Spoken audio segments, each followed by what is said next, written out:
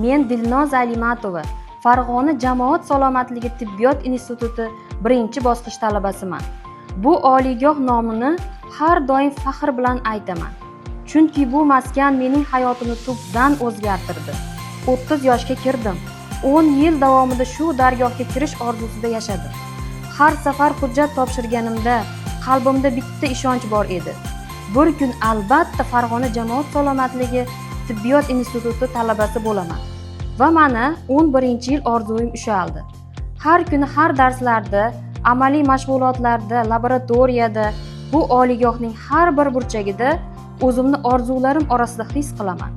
Bu institut nafaqat bilim maskani, balki insonparvarlik, mehr va fidoyilik o'chog'i. Har bir o'qituvchi sabr va ilhom timsoli. Har bir dars yangi hayot darsidir.